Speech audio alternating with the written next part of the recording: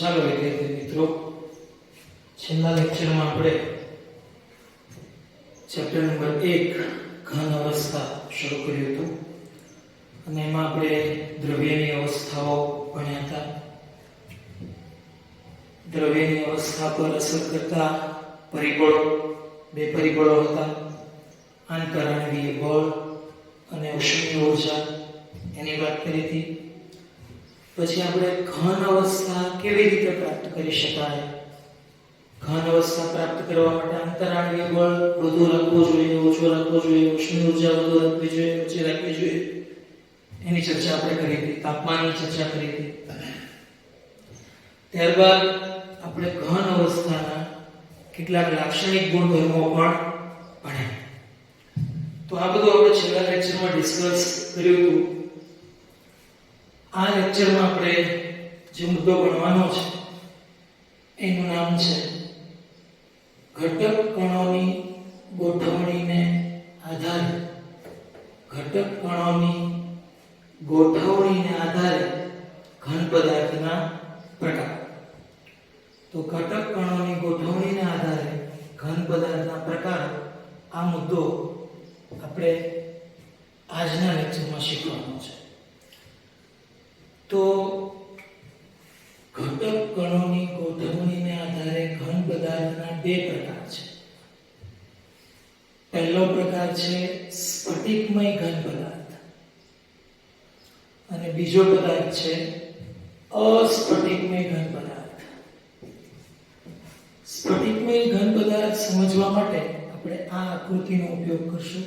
સ્ફટિકમય ઘન પદાર્થની આકૃતિ છે અને અસ્ફટિકમય ઘન પદાર્થ સમજવા માટે આપણે આ આકૃતિનો ઉપયોગ કરીશું. તો અહીંયા આપણે સ્ફટિકમય ઘન પદાર્થની ટૂંકનોંધ ભણશું, અહીંયા આપણે અસ્ફટિકમય ઘન પદાર્થની ટૂંકનોંધ ભણશું અને એની સાથે સાથે અહીંયા બંનેના તફાવત પણ બની જશે. રાઈટ? તો પહેલો મુદ્દો આપણે છે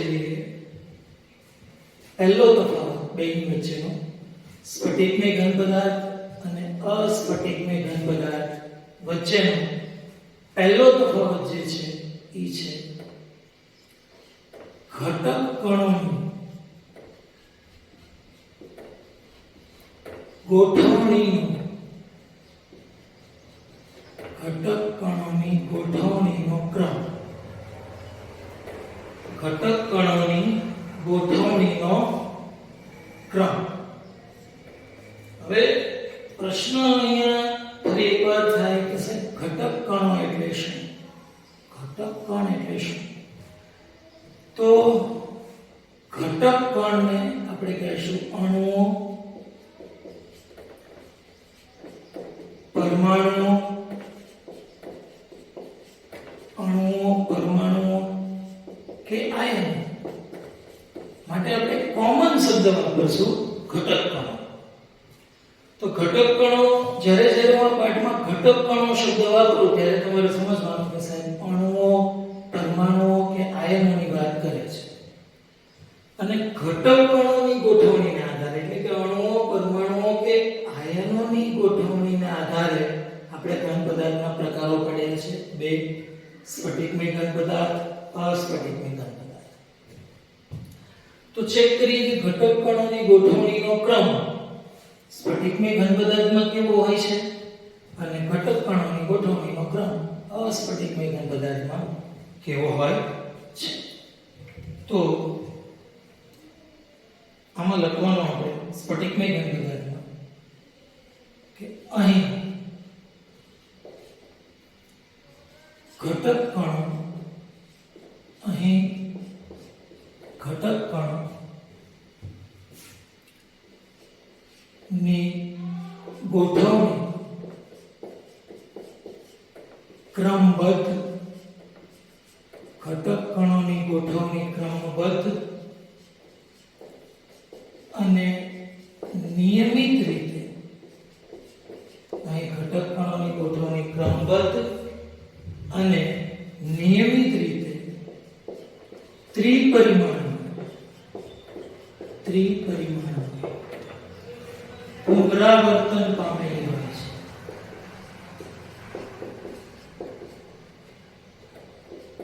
ચલો આ સેન્ટેન્સને પણ સમજીએ. પણ એ સેન્ટેન્સની સાથે સાથે પહેલા એક સેન્ટેન્સ લખી લઈએ કે અહીં ઘટક કણોની ગોઠવણી અનિયમિત હોય છે. અહીં ઘટક કણોની ગોઠવણી અનિયમિત હોય છે. હવે તમે બરોબર ધ્યાનથી વિદ્યાર્થી મિત્રો જોજો કે આની અંદર જે મેં લાલ કોણ દોરેલા છે એ બધા લાલ કોણને હું એમ કીધું કે લાલ કોણ એટલે એ કોણ. એવી જ રીતે અહીંયા પણ ઘણા બધા લાલ કોણ તમને દેખાશે અને લાલ કોણને હું કહી દઉં કે લાલ કોણ એટલે એ કોણ. અરે એકવાર લાલ કોણ એટલે એ કોણ, લાલ કોણ એટલે એ કોણ. અને જે બ્લેક કોણ એટલે કે કાળા કોણ જે આપણે દોર્યા છે એને આપણે બી કોણ કહી દઈએ. એવી જ રીતે અહીંયા પણ જે બ્લેક ડોટ્સ છે, બ્લેક ટપકાઓ કર્યા છે એને આપણે બી કોણ કહી દઈએ. તો એ એટલે રેડ અને બી એટલે બ્લેક. તો તમે જોઈ શકો છો રેડ એટલે કે એ, બ્લેક એટલે કે બી, એ બી, એ બી, એ બી, એ બી, એ બી, એ બી. તો અહીંયા ઘટક કણોની ગોઠવણી જે છે ક્રમબદ્ધ છે અને નિયમિત છે. ઘટક કણોની ગોઠવણી ક્રમબદ્ધ છે અને નિયમિત છે. ત્રિપરિમાણમાં પુનરાવર્તન પામે છે. એ બી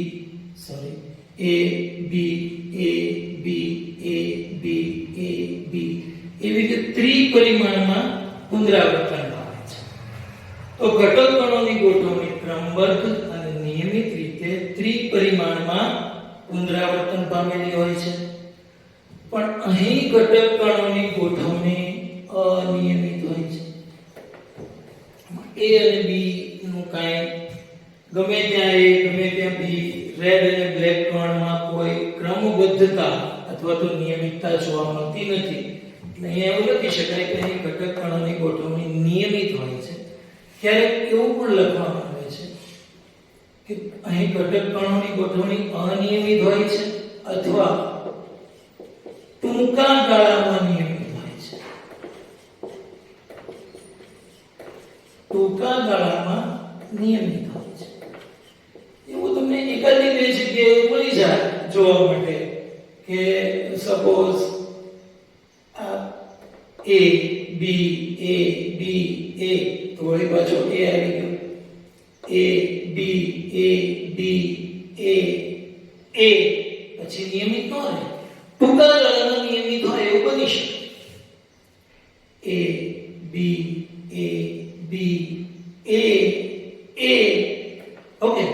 તો મોસ્ટ પ્રોબેબલી એવું જ કહેવાનું છે કે અહીંયા ક્રમબદ્ધ અને નિયમિત હોય, અહીંયા અનિયમિત હોય. પણ એવું કોઈ જગ્યાએ લખી શકાય અથવા તો લખેલું હોય છે બુકની અંદર કે અહીં ઘટક કણોની ગોઠવણી ટૂંકા ગાળામાં નિયમિત હોય છે.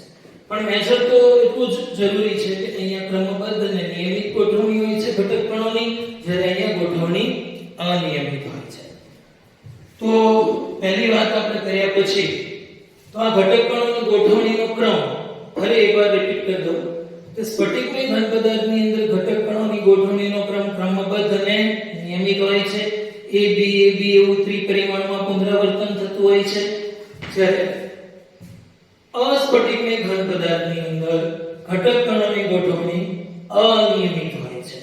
ટૂંકા ગાળામાં નિયમિત હોય એવું પણ ક્યારેક લખી શકાતું હોય છે. બીજા મુદ્દામાં આપણે આગળ વધીએ અને એ છે ગલનબિંદુ. બીજા મુદ્દામાં આગળ વધ્યા ગલનબિંદુ. તો ગલનબિંદુમાં અહીંયા કહેવાનું, અચ્છા પહેલા તો ગલનબિંદુ એટલે શું? તો પદાર્થ જે તાપમાને પીગળે એ તાપમાનને પદાર્થનો ગલનબિંદુ કહેવાય. પદાર્થ જે તાપમાને પીગળે એ તાપમાનને પદાર્થનો ગલનબિંદુ કહેવાય. તો ગલનબિંદુમાં લખવાનું કે તે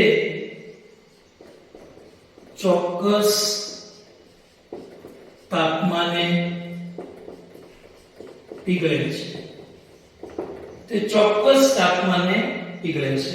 સામે લખવાનું તે તાપમાનના ગાળામાં ધીમે ધીમે નરમ બનીને પીગળે છે. So what is the difference between these two? ચલો આપણે સમજીએ કે તે ચોક્કસ તાપમાને પીગળે છે, તે તાપમાનના ગાળામાં ધીમે ધીમે નરમ બનીને પીગળે છે. સમજીએ દોસ્તો, સ્ફટિકમય ઘન પદાર્થ છે એ ચોક્કસ તાપમાને પીગળે, મતલબ કે એનું ગલન બિંદુ ચોક્કસ હોય. સ્ફટિકમય ઘન પદાર્થ ચોક્કસ તાપમાને પીગળે, મતલબ કે એનું ગલન બિંદુ ચોક્કસ. દાખલા તરીકે કોઈ x પદાર્થ છે, એનું ગલન બિંદુ, કોઈ x પદાર્થનું ગલન બિંદુ, આપણે માનીને ચાલીએ છીએ કે x પદાર્થ સ્ફટિકમય છે. x પદાર્થનું ગલન બિંદુ જો 200 ડિગ્રી સેલ્સિયસ હોય તો x પદાર્થ કે જે સ્ફટિકમય ઘન પદાર્થ છે એનું ગલન બિંદુ 200 ડિગ્રી સેલ્સિયસ હોય તો x પદાર્થનું પીગળવાનું 200 ડિગ્રી સેલ્સિયસે જ શરૂ થાય અને 200 ડિગ્રી સેલ્સિયસે જ પૂરું થાય.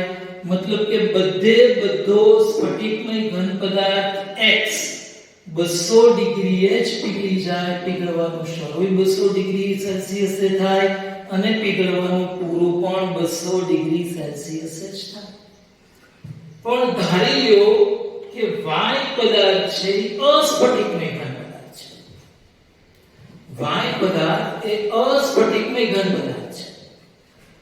હવે y પદાર્થ જે છે ઈ 200 ડિગ્રી સેલ્સિયસ ધારેલો આંકડો છે, નરમ બનવાનું શરૂ થશે. 205 ડિગ્રી સેલ્સિયસ થશે તો વધારે નરમ બનશે. 210 ડિગ્રીએ હજી વધુ નરમ બનશે. 215 ડિગ્રી સેલ્સિયસ હજી વધુ નરમ બનશે. અને ધારો કે 220 ડિગ્રી સેલ્સિયસ તાપમાને સંપૂર્ણપણે પીગળી જશે. તો અહીંયા તાપમાનના ગાળામાં પીગળે છે. તાપમાનનો ગાળો છે આ 200 ડિગ્રી સેલ્સિયસ તાપમાન એ ચોક્કસ તાપમાન 200 એ શરૂ થશે, 200 એ જ પીગળવાનું પૂરું થશે. જ્યારે 200 ડિગ્રી સેલ્સિયસે પીગળવાનું શરૂ થશે, 220 ડિગ્રી સેલ્સિયસે પીગળવાનું પૂરું થશે. તો એ તાપમાનના ચોક્કસ ગાળામાં ધીમે ધીમે નરમ બનીને પીગળે છે, જ્યારે તે ચોક્કસ તાપમાને પીગળે છે. This is the difference. આંકડાઓ ધારેલા છે.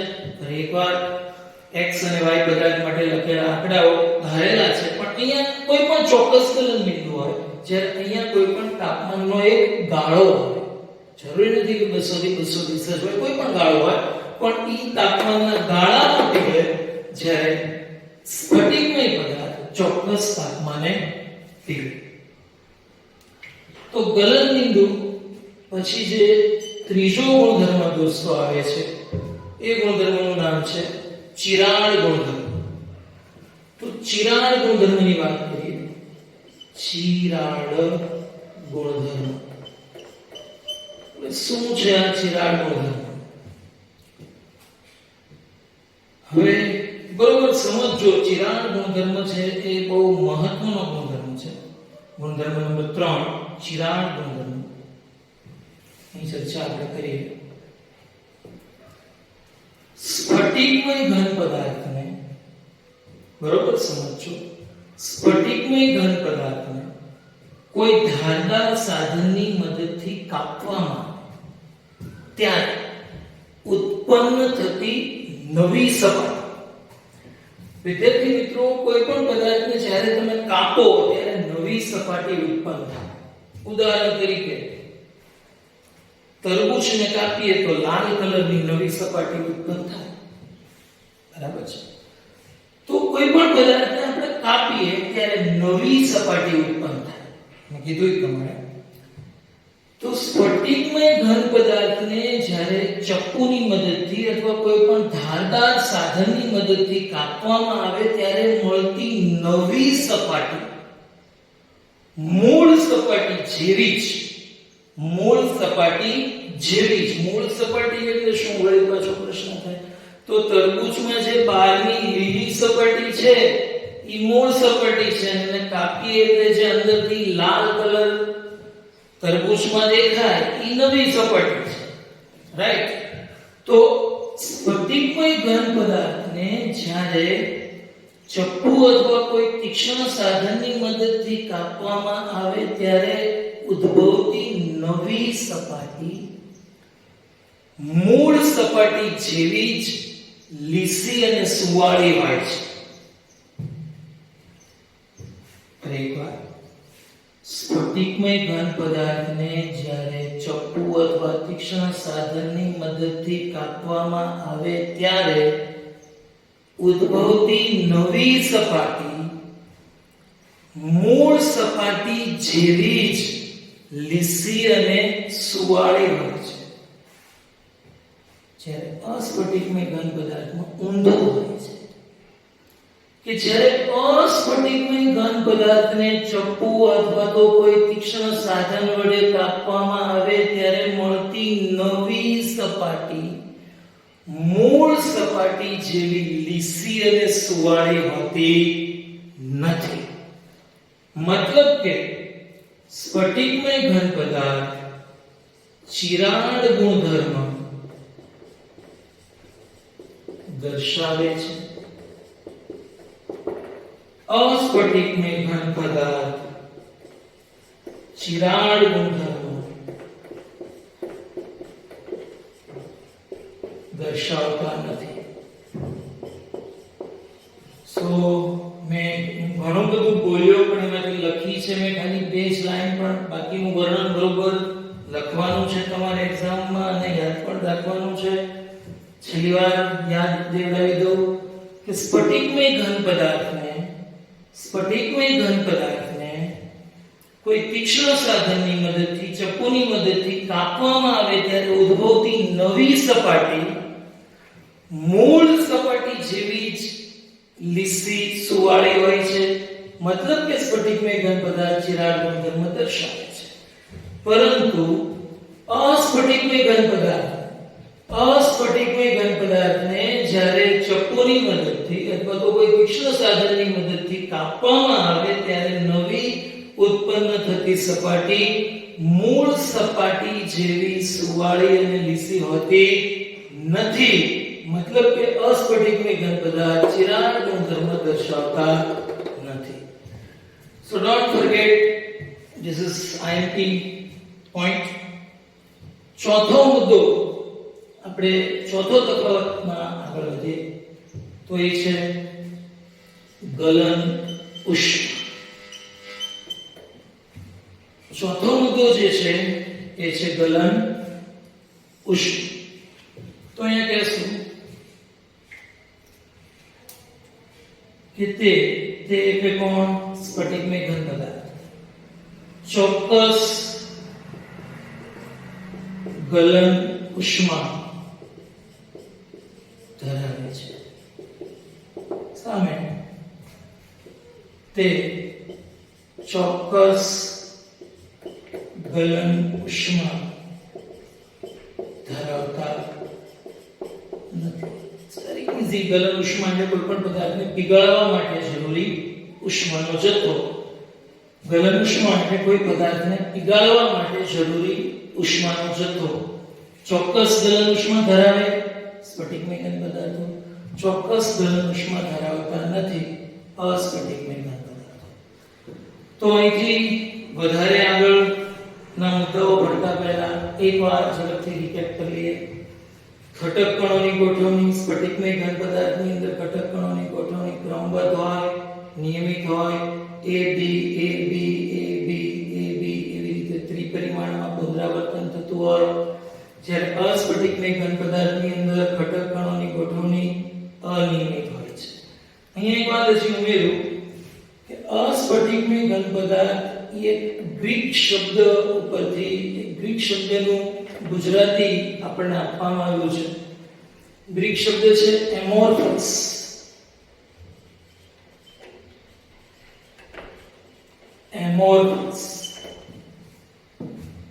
એમોર્ફસ એક ગ્રીક શબ્દ છે અને એનો અર્થ અસ્ફટિકમય અથવા તો સ્વરૂપ ન હોય તેવું. જેને સ્વરૂપ ન હોય એનું સ્વરૂપ કેવું કહેવાય? અનિયમિત. બરાબર. તો અસ્ફટિકમય ઘન પદાર્થ એ ગ્રીક શબ્દ એમોર્ફસ પરથી આવેલો છે, જેનો મતલબ થાય છે સ્વરૂપ ન હોય તેવું, અનિયમિત. ઓકે, તો ઘટક કણોની ગોઠવણી ક્રમબદ્ધ નિયમિત, ઘટક કણોની ગોઠવણી અનિયમિત અથવા તો ટૂંકા ગાળામાં નિયમિત એવું પણ ક્યારેક કહેવામાં આવે છે. ચોક્કસ તાપમાને પીગળે, તાપમાનના ગાળામાં ધીમે ધીમે નરમ બનીને પીગળે. ચિરાગ ગુણધર્મ દર્શાવે છે, મતલબ કે જે કાપવાથી નવી સપાટી મળે, એ મૂળ સપાટી જેવી જ લીસી અને સુવાળી હોય, અને અહીંયા કાપવાથી જે નવી સપાટી મળે, અસ્ફટિકમય ઘન પદાર્થને કાપવાથી જે નવી સપાટી મળે એ મૂળ સપાટી જેવી લીસી અને સુવાળી હોતી નથી, ચિરાગ ગુણધર્મ દર્શાવતા નથી. ચોક્કસ ગલન ઉષ્મા ધરાવે, ચોક્કસ ગલન ઉષ્મા ધરાવતા નથી. ચલો અહીંથી આગળ વધીએ.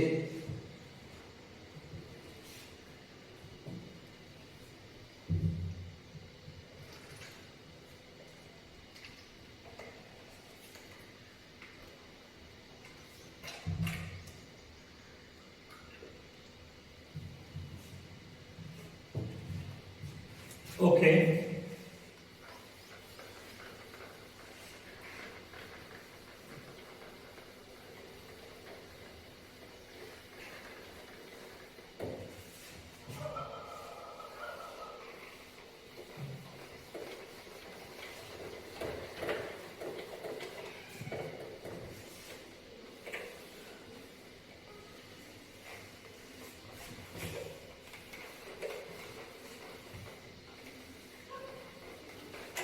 તો આપણે 4 મુદ્દાઓની ચર્ચા કરી દોસ્તો.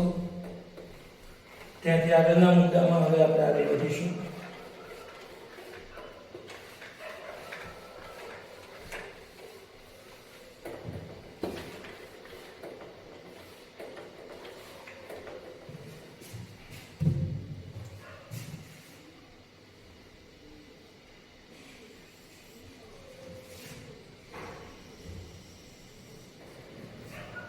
હવે 4 મુદ્દા પછી જે પાંચમો મુદ્દો છે એ છે આકાર. પાંચમો મુદ્દો છે આકાર. તો આ પણ ખૂબ ઈઝી મુદ્દો છે. આકારની ચર્ચા પણ આપણે કહી દઈએ કે તે ચોક્કસ ભૌમિતિક આકાર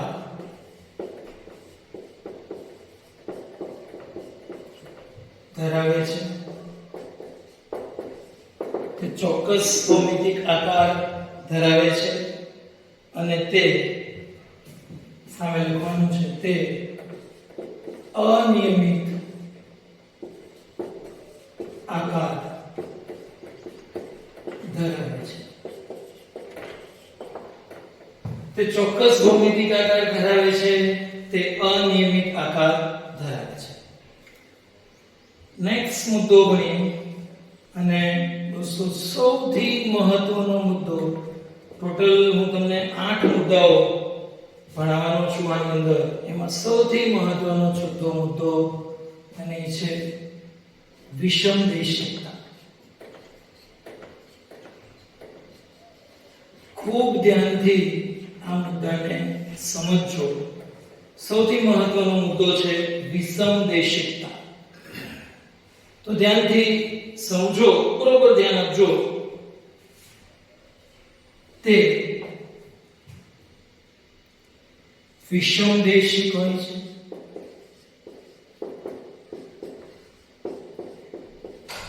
તે એટલે કોણ વિદ્યાર્થી મિત્રો? સ્ફટિકમય ઘન પદાર્થ. અને તે સમદેશિક હોય છે. હવે આ ખરેખર બહુ મહત્વનું છે. આમાં આપણે ઘણી બધી ચર્ચા કરશું, બરોબર? ધ્યાનથી સમજજો. તે વિષમદેશિક હોય છે, તે સમદેશિક હોય છે. સાહેબ વિષમદેશિક એટલે શું, વિષમદેશિક એટલે શું એ સમજાવો એ પહેલા બરોબર નોંધો કે જે અસ્ફટિકમય છે એ સમદેશિક છે અને જે સ્ફટિકમય છે એ વિષમદેશિક છે. પહેલા તો આ નોંધો તમારા મગજમાં. વિષમદેશિક અને સમદેશિકનો મતલબ તો હું સમજાવું છું, પણ એ પહેલા બરોબર મગજમાં નોંધો કે સ્ફટિકમય ઘન પદાર્થ વિષમદેશિક છે અને અસ્ફટિકમય ઘન પદાર્થ સમદેશિક છે. તો આ વસ્તુને બરોબર મગજમાં નોટ કરો કે સ્ફટિકમય ઘન પદાર્થ વિષમદેશિક, અસ્ફટિકમય ઘન પદાર્થ સમદેશિક. કોને કહેવાય વિષમદેશિક, કોને કહેવાય સમદેશિક? એનો મતલબ અહીંયા હું લખું છું. વિષમદેશિક હોવું મતલબ કે જુદા જુદા, ઓકે, મતલબ કે કેટલાક ભૌતિક ગુણધર્મો, કેટલાક ભૌતિક ગુણધર્મો જુદી જુદી દિશામાં, જુદી જુદી દિશામાં જુદા જુદા હોવા. વિષમદેશિકનો મતલબ થશે કેટલાક ભૌતિક ગુણધર્મો જુદી જુદી દિશામાં જુદા જુદા હોવા. મતલબ એનું સમજાવું છું. સમદેશિકનો મતલબ થશે કેટલાક ભૌતિક ગુણધર્મો, કેટલાક ભૌતિક ગુણધર્મો જુદી જુદી દિશામાં સરખા. Please understand. ચલો હવે સમજીએ. સ્ફટિકમય ઘન પદાર્થ વિષમદેશિક. વિષમદેશિક એટલે કેટલાક ભૌતિક ગુણધર્મો જુદી જુદી દિશામાં જુદા જુદા હોવાનો મતલબ છે. સમજો તમે. જો હું આ દિશામાં આગળ વધીશ તો એ કણ આવશે, બી કણ. તમે બરોબર ધ્યાનથી જો હું આ દિશામાં આગળ વધું તો એ કણ આવ્યો, બી કણ પણ માર્ગમાં આવે છે, એ બી મતલબ કે આ દિશામાં મને એ બી પ્રકારના ભૌતિક ગુણધર્મો મળ્યા. આ દિશામાં મને એ બી પ્રકાર એના ભૌતિક ગુણધર્મો જોવા મળશે, એ કણના ભૌતિક ગુણધર્મો જોવા મળશે અને બી કણના ભૌતિક ગુણધર્મો પણ જોવા મળશે. પણ જો હું આ દિશામાં આગળ વધીશ, જો હું આ દિશામાં આગળ વધીશ તો માત્ર ને માત્ર બ્લેક કણનો એટલે કે બી કણના જ ભૌતિક ગુણધર્મો મને જોવા મળશે. પણ જો હું આ દિશામાં આગળ વધીશ તો માત્ર ને માત્ર રેડ કણ એટલે કે એ કણના ભૌતિક ગુણધર્મો જ મને આ દિશામાં જોવા મળશે. તો તમે સમજો કે આ દિશામાં મને એ અને બી બંને કણના ભૌતિક ગુણધર્મો એટલે કે એ બી પ્રકારના ભૌતિક ગુણધર્મો જોવા મળશે. આ દિશામાં માત્ર મને બી જ કણના ભૌતિક ગુણધર્મો એટલે કે મને બી પ્રકારના ભૌતિક ગુણધર્મો જોવા મળશે. આ દિશામાં મને માત્ર એ કણોના ભૌતિક ગુણધર્મો એટલે કે એ પ્રકારના ભૌતિક ગુણધર્મો જોવા મળશે. આ દિશામાં એ બી પ્રકારના, આ દિશામાં બી પ્રકારના, આ દિશામાં એ પ્રકારના, જુદી જુદી દિશામાં જુદા જુદા પ્રકારના ભૌતિક ગુણધર્મો મને જોવા મળે તો એવા પદાર્થને વિષમદેશિક પદાર્થ કહેવાય. I hope you understand. ફરીવાર આ દિશામાં એ બી પ્રકારના, આ દિશામાં બી પ્રકારના, આ દિશામાં એ પ્રકારના, જુદી જુદી દિશામાં જુદી જુદી પ્રકારના ભૌતિક ગુણધર્મો જોવા મળે તો એવા પદાર્થને વિષમદેશિક પદાર્થ કહેવાય. પણ દોસ્તો તમે અહીંયા એક લાઈન દોરો અને હવે તમે જ જુઓ કે આ લાઈન ઉપર રેડ કણો આવ્યા કે બ્લેક આવ્યા કે બધા આવ્યા, તો બ્લેક પણ આવે છે, રેડ પણ આવે છે, એ પણ આવે છે, બી એટલે મને એ બી પ્રકારના ભૌતિક ગુણધર્મ જોવા મળશે. અહીંયા તો બધા કણો અસ્તવ્યસ્ત ગોઠવાયેલા છે. એક લાઈન હું આવી રીતે દોરીશ તો મને કહો એ આવ્યો કે બી આવ્યો, તો કે એ આવ્યો અને બી આવ્યો બધા આવે છે. તો અહીંયા મને એ બી પ્રકારના ભૌતિક ગુણધર્મો જોવા મળશે. હજી એક લાઈન હું આવી રીતે દોરું તો આ લાઈન ઉપર રેડ અને બ્લેક બંને કણો આવે જ છે. એટલે અહીંયા પણ મને એબી દિશા એબી પ્રકારના ભૌતિક ગુણધર્મો જોવા મળશે. આ દિશામાં એબી પ્રકારના, આ દિશામાં એબી પ્રકારના, આ દિશામાં એબી પ્રકારના, બધી દિશામાં એબી પ્રકારના જ ભૌતિક ગુણધર્મો જોવા મળે છે. મતલબ કે જુદી જુદી દિશામાં ભૌતિક ગુણધર્મો કેવા હોય છે? સરખા હોય છે. અને માટે એને સંદેશિક કહે છે. તો બરોબર તમે સમજ્યા હશો. સ્ફટિકમય ઘન પદાર્થ વિષમદેશિક હોય છે, અસ્ફટિકમય ઘન પદાર્થ સમદેશિક હોય છે. વિષમદેશિકનો મતલબ થાય કેટલાક ભૌતિક ગુણધર્મો જુદી જુદી દિશામાં જુદા જુદા હોય, અને સમદેશિકનો મતલબ થાય કેટલાક ભૌતિક ગુણધર્મો જુદી જુદી દિશામાં સરખા. રાઈટ? તો વિષમદેશિક, સમદેશિક, વિષમદેશિકતાનો મુદ્દો આપણે પૂરો કર્યો. સાતમો મુદ્દો છે સ્વભાવ. તો સ્વભાવ વિશે ચર્ચા કરીએ.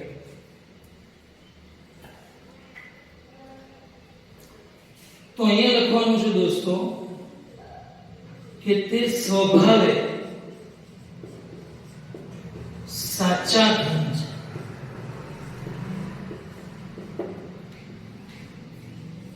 તે સ્વભાવે સાચા ઘન છે.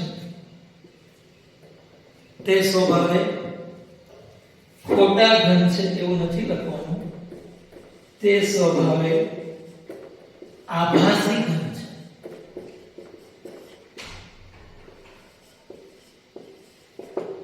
તે સ્વભાવે સાચા ઘન છે, તે સ્વભાવે આભાસી ઘન છે. અથવા તે અતિશિત પ્રવાહી છે. દોસ્તો આ મુદ્દો પણ આપણે ડિટેલમાં શીખવો પડશે. અને હજી આની પછી 8મા મુદ્દામાં જ્યારે હું તમને ઉદાહરણો આપીશ પછી પણ હું 7મા મુદ્દાની થોડી ડિટેલમાં ચર્ચા કરીશ. પણ પહેલા થોડું સમજી લઈએ. તે સ્વભાવે સાચા ઘન છે, ટ્રુ સોલ્વ. આ સાચા ઘન છે, જ્યારે આ ખરેખર ઘન નથી. અસ્ફટિકમય ઘન પદાર્થો ઘન નથી, તે આભાસી ઘન છે. અથવા તો અતિશીત પ્રવાહી છે. અતિ એટલે ખૂબ જ, શીત એટલે ઠંડા પાડેલા, અત્યંત ઠંડા પાડેલા પ્રવાહી છે. અસ્ફટિકમય ઘન પદાર્થ ઘન નથી, ઘન હોય એવો આપણને આભાસ થાય છે. હમણાં હું આના વિશે વધારે ડિટેલમાં ચર્ચા કરું છું. એની ઉપર જ આપણે ડિસ્કશન કરીએ છીએ ઘણું બધું ડિટેલમાં. પણ પહેલા ઉદાહરણોનો મુદ્દો લઈ લઈએ. ઉદાહરણ આપ્યા પછી હું તમને થોડું વધારે ડિટેલમાં સમજાવું. એકવાર રિપીટ કરી લઈએ. તે સ્વભાવે સાચા ઘન છે, તે સ્વભાવે આભાસી ઘન છે. ખરેખર તે ઘન નથી, ઘન હોય એવો આપણને આભાસ થાય છે. તે અતિશય ઠંડા પડેલા, અતિશય શીત કરેલા પ્રવાહ છે. અહીંયા ઉદાહરણમાં આવશે સ્ફટિકમય ઘન પદાર્થના ઉદાહરણમાં આવશે NaCl, હીરો, ગ્રેફાઇટ. ઉદાહરણો ફરી એકવાર NaCl, હીરો, ગ્રેફાઇટ. હજી એક ઉદાહરણ દેવું હોય તો આપી શકાય quartz. NaCl, hero, graphite, quartz. અને અહીંયા જો ઉદાહરણ આપું તો ઉદાહરણમાં આવે પ્લાસ્ટિક, ઉદાહરણમાં આવે કાચ, ઉદાહરણમાં આવે રબર. હજી વધારે ઉદાહરણ દેવું હોય તો ક્વાર્ટઝ કાચ. દોસ્તો બરોબર નોંધજો, ખાલી ક્વાર્ટઝ જે છે, ખાલી ક્વાર્ટઝ જેનું નામ છે એવો પદાર્થ સ્ફટિકમય ઘન પદાર્થ છે, પણ ક્વાર્ટઝ કાચ જેનું નામ છે પદાર્થ અસ્ફટિકમય ઘન પદાર્થ છે. ગોટાળો ન થઈ જાય. આ ક્વાર્ટઝ છે એ સ્ફટિકમય ઘન પદાર્થ અને ક્વાર્ટઝ કાચ છે એ અસ્ફટિકમય ઘન પદાર્થ. રાઈટ? ક્વાર્ટઝ સ્ફટિકમય, ક્વાર્ટઝ કાચ અસ્ફટિકમય. તો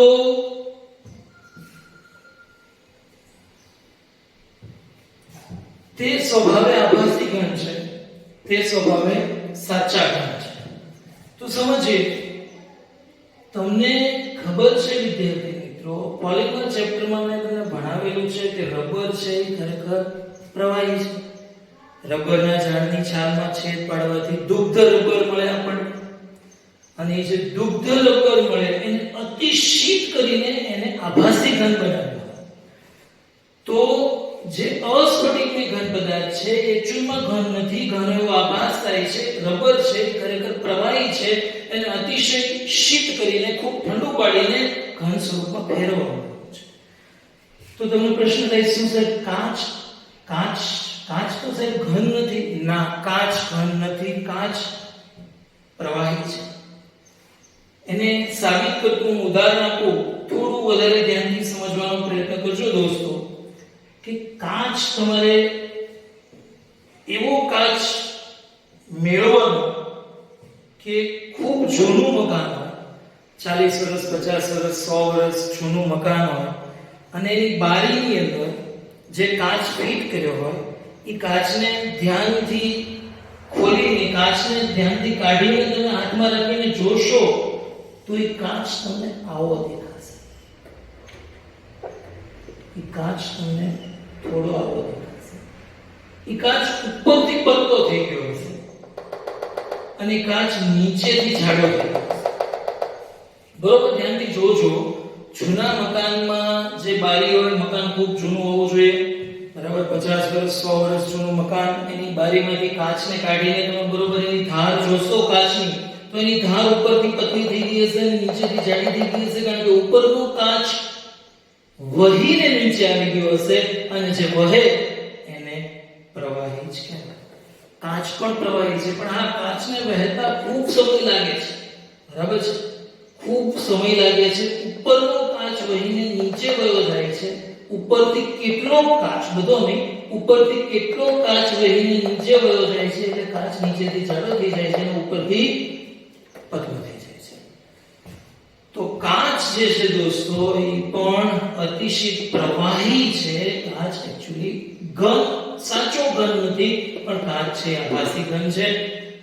એ બીજી રીતે પ્લાસ્ટિક, તમે પ્લાસ્ટિકને ગરમ કરો તો શું થાય? પ્રવાહીમાં ફરે કે ન ફરે? તો પ્લાસ્ટિક પણ મૂળભૂત રીતે પ્રવાહી છે, એને અત્યંત ઠંડુ પાડીને આભાસી ઘનમાં ફેરવવામાં આવ્યું છે. તો ખાસ નોંધો કે બધા જ પ્લાસ્ટિક શું છે? અસ્ફટિકમય ઘન પદાર્થ છે. આ લાઈન અત્યંત મહત્વની છે આગળના લેક્ચરો માટે. તમામ પ્રકારના પ્લાસ્ટિક અસ્ફટિકમય ઘન પદાર્થ છે. તો અસ્ફટિકમય ઘન પદાર્થના ઉદાહરણમાં એવું પ્લાસ્ટિક, કાચ, રબર, ક્વાર્ટઝ કાચ. અને સ્ફટિકમય ઘન પદાર્થના ઉદાહરણમાં આવે છે NaCl, હીરો, ગ્રેફાઇટ, ક્વાર્ટઝ. હવે બીજી મહત્વની વાત કરું દોસ્તો, મોટા ભાગના ઘન પદાર્થો જે હોય છે એ સ્ફટિકમય ઘન પદાર્થ જ છે. અસ્ફટિકમય ઘન પદાર્થના ઉદાહરણો સ્ફટિકની સરખામણીમાં ઘણા ઓછા છે, અને મોટા ભાગના કુદરતી પદાર્થો તો સ્ફટિકમય જ હોય છે. ઓકે? તો સ્ફટિકમય ઘન પદાર્થ વધારે પ્રમાણમાં જોવા મળે છે. અસ્ફટિકમય ઘન પદાર્થના ઉદાહરણો ખૂબ ઓછા છે, ઓછી માત્રામાં જોવા મળે છે. અને બીજી અત્યંત મહત્વની વાત દોસ્તો, આ પાઠમાં આગળ જતા આપણે બધા સ્ફટિકમય ઘન પદાર્થ જ શીખવાના છે. અસ્ફટિકમય ઘન પદાર્થ વિશે આપણે આ પાઠમાં આગળ કાંઈ શીખવાનું નથી. તો આપણે આગળ શીખવાનું છે સ્ફટિકમય ઘન પદાર્થ વિશે. તો આ સ્ફટિકમય ઘન પદાર્થ, અસ્ફટિકમય ઘન પદાર્થ અને તેમની વચ્ચેના તફાવતના 8 મુદ્દાઓની ચર્ચા આપણે કરી. આઈ હોપ કે તમે બરોબર સમજ્યા હશો. કે તો સ્ક્રીનશોટ લેવાનો ભૂલાય નહીં, સ્ક્રીનશોટ લઈ લ્યો. અને પહેલાનું જે બોર્ડ વર્ક હતું એમાં પાછા રિવાઇન્ડ કરીને એનો સ્ક્રીનશોટ પણ લઈ લેજો. અને પહેલાનું બોર્ડ વર્કનું સ્ક્રીનશોટ પણ લેવાનું ભૂલાય નહીં. હોમવર્ક 2 વાર કરવાનું. ઓકે.